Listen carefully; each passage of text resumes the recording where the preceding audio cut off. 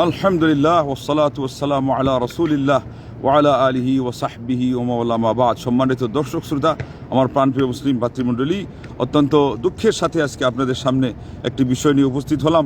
সেটি হচ্ছে যে কীভাবে করে গাইবান্ধার সেখানে আপনার একেবারে গোল চত্বরে এবং একেবারে গুরুত্বপূর্ণ একটি এলাকা, যেখানে উত্তরবঙ্গ, তারা সেখানে গাড়ি দিয়ে যেতেই ওই জায়গার সম্মুখীন হতে না হতেই তাদেরকে চোখে দেখতে হবে বিশাল আকারের আপাদমস্তক এবং বিবস্ত্র একটা রাম মন্দির। রাম সেই দেবতা, ওটার নামে মন্দির, কিন্তু তার সেই ছবিটা সেখানে তাদেরকে দেখাইতে হবে। এবং এইটা কোনটা?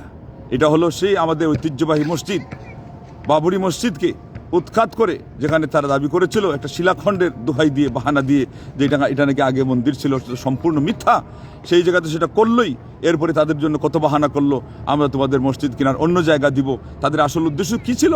আসল উদ্দেশ্য ছিল মসজিদকে ভাঙচুর করা, ইসলামকে সেই নস্যাৎ করা, অপমান করা, মুসলমানদেরকে, তাদের ঐতিহ্যকে, তাদের অস্তিত্বকে এই দেশ থেকে, এমনকি সাবকন্টিনেন্ট থেকে, তাদের টার্গেট হলো সারা পৃথিবী থেকে ইসলামী মুসলমানদেরকে এই মানচিত্র মুক্ত করা। এই হলো তাদের আসল এজেন্ডা। এইটা নিয়ে ইসকন বাংলাদেশে কাজ করতেছে, এটা আপনারা জানেন কম বেশি, এবং তাদের কত আচরণ আপনারা দেখলেন। এখন সেই জায়গায় আপনার এখানে একটা এমপি, ইসলামী দলের জামাত ইসলামের এমপি লেবু মিয়া, এখন অনেকে বলছে যে তারই তত্ত্বাবধানে হচ্ছে বা তার ছত্রছায়া হচ্ছে। আমি বললাম ওনার ছত্রছায়া না হোক, ওনার তত্ত্বাবধানে হবার তো প্রশ্ন আসার কথা না। যদি আসে তাহলে তো সেটারও জবাবদিহি করা লাগবে। উনি থাকা অবস্থায় কিভাবে এত মারাত্মক পর্যায়ের একটা এজেন্ডা সেখানে বাস্তবায়ন হতে পারে? সেখানে শেখ মুজিবের মূর্তি তাইলে ভেঙে দেওয়া হলো, তাইলে কি আমাদেরকে এইভাবে সেই আপনার ওই প্রতিবিম্ব দেখিয়ে আমাদের সামনে সবাই মিলে তারা কে করবে? ইসলামের মুসলমানদের খালি ক্ষতি করে যাবে। ইসলামের দলের লোকজনও ওইটা খালি দেখে খালি থাকবে, চেয়ে থাকবে, আর তারা আমাদেরকে বলবে যে আরেকটা মারে লোক, তারপরে আমাদের অ্যাকশন আসবে, ইসলামের বিরুদ্ধে আরেকটা করে লোক, তারপরে আমার এই বাহাদুরি দেখাবো। এই করতে করতে আমাদের সব শেষ হয়ে যাচ্ছে। তাইলে মানুষ আপনাকে ভোট দিল, অন্তত আপনি ইসলামের কোনো উপকার না করতে পারেন, এত ক্ষতির জিনিসটা আপনার মাধ্যমে কিভাবে এই এলাকার লোকজনের উপরে চাপিয়ে দেওয়া হচ্ছে, আর আপনি সেখানে চেয়ে দেখছেন। লা হাওলা ওয়ালা কুওয়াতা ইল্লা বিল্লাহ। আল্লাহ রাব্বুল আলামিন বলেছেন, ইয়া আইয়ুহাল্লাযীনা আমানু উদখুলু ফিস সিলমি কাফা ওয়ালা তাত্তাবিউ খুতুওয়াতিশ শাইতান ইন্নাহু লাকুম আদুউম মুবিন। এটা হলো সূরা বাকারার 208। হে মুসলমানরা, তোমরা পূর্ণমাত্রায় ইসলামের মধ্যে প্রবেশ করো, শয়তানের পদাঙ্কগুলো আর শয়তানের পদাঙ্ক অনুসরণ করো না। স্টেপ বাই স্টেপ তার যে সমস্ত পদাঙ্ক আছে, এই যে এখানে বলতেই পারে যে এটা একটা মূর্তি, এটা একটা স্মৃতি, এটা স্মৃতি এবং মূর্তি নয়। এটা এই ব্যাকগ্রাউন্ড দেখলেই বুঝতে পারেন যে তাদের আসল উদ্দেশ্য কী।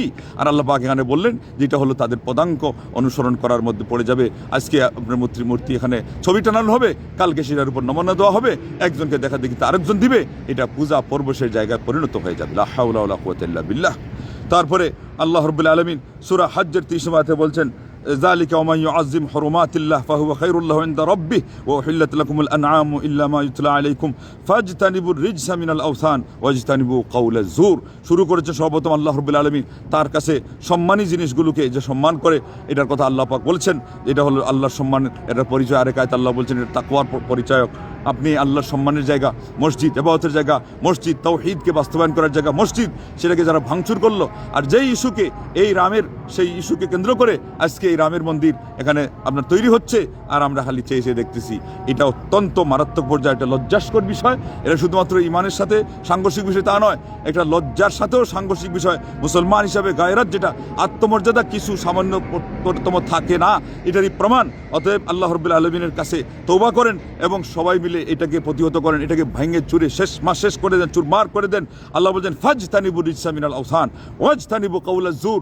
আগে বলেছেন যে এই যে মূর্তি এটা হলো নাপাক, এবং বলছেন এটার থেকে তোমরা সবাই দূরে থাকো, পরহেজ করো, দূরে অবস্থান করো, এটার সাথে তোমাদের সাংঘর্ষিক সম্পর্ক সেট করো। আর আমরা এটার সাথে মিতালি ভাব দেখাচ্ছি, আমরা নির্মাণ করতেছি। লা হাওলা ওয়ালা কুওয়াতা ইল্লা বিল্লাহ। এবং এটা আপনাদের গাড়ি ছড়ের জন্য গাড়ি ছড়েছে আপনারা, ওই যে তখন থেকে এদিকে মসজিদ ভাঙ্গা হচ্ছে, কোরআন সুন্নাহ ভিত্তিক মসজিদ আপনাদের গায়ে লাগে নাই। আর তখনই আপনারা বলেছেনও আর কাজও করেছেন যে মন্দির আপনারা পাহারা দিয়েছেন। এখন আপনাদের হাতে তারা সেই আপনার রাম মন্দির তারা তৈরি করাচ্ছে।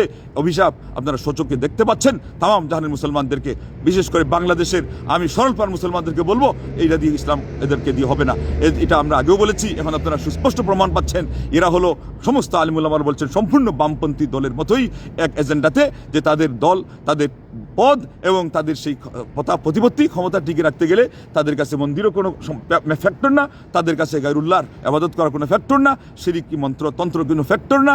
তারা সে গণতন্ত্রকে যেমন সেই পূজা দিয়ে তারা পার্লামেন্টে যাওয়াকে স্বাচ্ছন্দ্য মনে করে, ঠিক তদ্রূপ তাদের যত এজেন্ডা আছে যে আয় উন্নতির নাম দিয়ে, দেশ রক্ষার অমুক তমুক নাম দিয়ে তারা এদিকে মসজিদ ভাঙচুর করার কাজেও তাদের সহযোগিতা হয় এবং মন্দির আর তারপরে গির্জা, তারপরে পূজা অর্চনা, এগুলো তাদের সহযোগিতা হয়। তারা নিজেরা সেখানে গিয়ে আগেই আপনারা দেখেছেন গীতা পড়েছে, সীতা পড়েছে, হ্যান করেছে, তেন করেছে।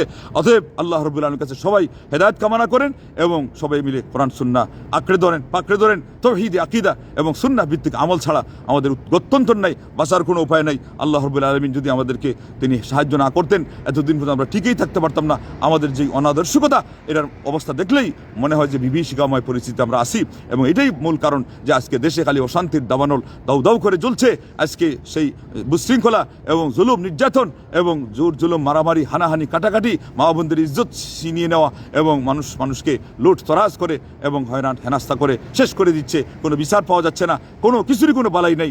একটাই কারণ যে আমরা আল্লাহ রাব্বুল আলামিনের কোরআনুল কারীম যেটার কথা তিনি বলেছিলেন, ওয়াতাসিমু বিহাবলিল্লাহি জামিআন ওয়ালা তাফাররাকু, তোমরা সবাই মিলে আল্লাহর রজ্জুকে দৃঢ়তার সাথে ধারণ করো, সততা বিচ্ছিন্ন পর্যন্ত হয়ে না। আমরা বিচ্ছিন্নিত হয়েছি, বিভক্ত হয়েছি, আমরা সেখান থেকে ছিটকে পড়ে গেছি, আমরা কোরআন সুন্নাহ থেকে দূরে সরে গেছি, আল্লাহর স্মরণ থেকে দূরে সরে গেছি, আল্লাহর ইবাদতকে আমরা ভুলে গেছি এবং শয়তানের খপ্পরে আমরা পড়ে গেছি। আমাদের মোবাইল আর স্মার্টফোন নিয়ে সারাক্ষণ আমাদের সেখানে হয়ে গেছে আমাদের একটা ব্যস্ততা।